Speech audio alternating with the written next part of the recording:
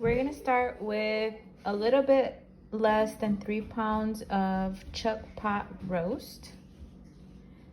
Gonna boil it in some water.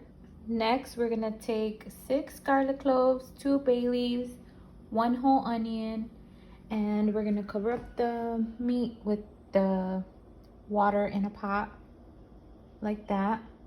We're gonna add these ingredients in there with I would say like palm size amount of salt. This is the amount of salt that I'm gonna be putting in there.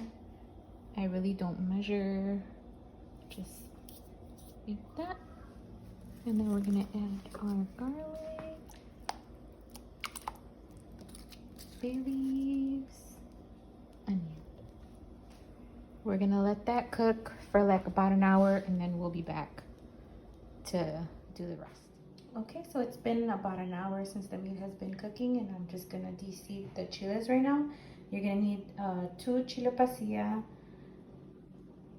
10 chile guajillo, and 12 chile Nuevo Mexico. I'm gonna de-seed these and I'm gonna start boiling them.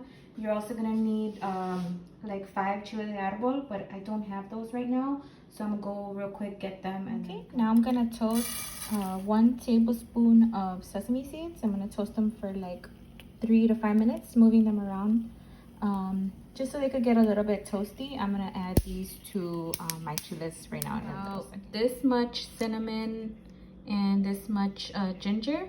What I do is measure it with the finger, about like that much, and this much, the same.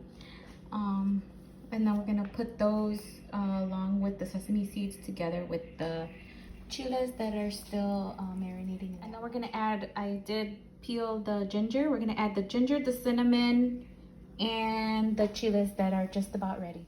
Okay guys, so I forgot to show you guys what I'm gonna be adding into the chiles, but I stopped myself and now I'm gonna show you guys. So here goes all the chiles. They're already dehydrated, and I put them in here without the water, and I put the ginger and the cinnamon, and then I put a tablespoon of the whole cumin seeds, and I also put the sesame seeds that I toasted earlier, and I put this whole black pepper. I put, I don't know, just like 10 little ones, and now I'm gonna put 4 bay leaves in there. And then I'm gonna put, I'm gonna put oregano and thyme. This is how I save my stuff, don't judge me. And then I'm also gonna put 5 whole cloves. And then I'm also gonna put white vinegar. There's 1/3 of a cup.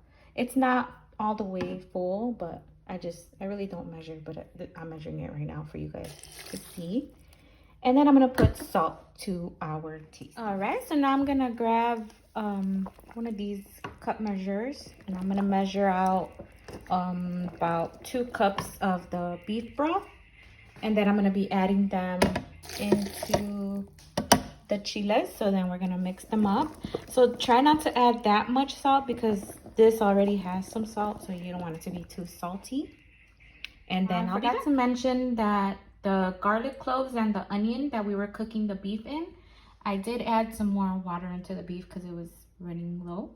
But anyway, the garlic cloves and the onion, I'm gonna add them into the chile mixture.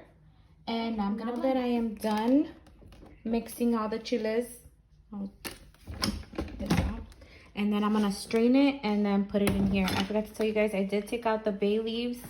I'm gonna pour out some water so then we can fit this sauce into here. So I did take out some of the water just to make it about there, which is like halfway full of the pot with the water. I did take out the bay leaves that I had put in there earlier. And this is the chile paste, which I am going to strain right now into here. With the paste, I just strained it and I put it in here. It's boiling with the beef. Should look like that. And then I reserved like a cup of the paste because I'm going to use that for the dipping sauce. And we'll get started on that right now. All right, it's been 20 minutes. I'm going to go ahead and take out this meat that's been marinating. And then I did put some tomatillos, or I'm sorry. All right, now the beef is all shredded up. I put it back in here. I did reserve like a cup and a half of the consomme before putting the meat back in. And it's right there. So the tomatoes that I've been boiling, I'm gonna add them with that into the blender. And I'm also gonna add chile de arbol because I didn't add it before because I remember the kids are gonna eat this, so it's gonna be spicy for them. I will add it right now. Say this part is ready. I know it's a lot of steps, but once you guys try it, you will see that it is worth it. I am heating this up, the comal. I'm gonna do the quesabirrias in there. So I did put that 1.5 cup of the consomme along with 5 of the little chile de arbos with the 4 cooked plum tomatoes, and this is gonna be our dipping sauce. And then I'm gonna also grab a cup and a half of this and reserve it for when we cook the quesabirrias. I start off with frying the tortilla a little bit, just a little bit, like the same way that you would make enchiladas. So anyway, you do that with all the tortilla. Well, I do that with all the tortillas.